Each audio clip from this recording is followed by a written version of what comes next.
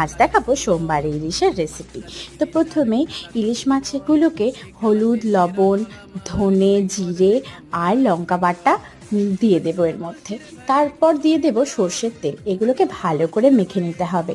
তারপর গরম তেলে কালো জিরে ফোড়ন দিয়ে তারপর মাছগুলোকে একে একে দিয়ে দেবো, আর দিয়ে দিয়েছিলাম কাঁচা লঙ্কাও। এটাকে ভালো করে ভেজে নিতে হবে এপিট ওপিট করে।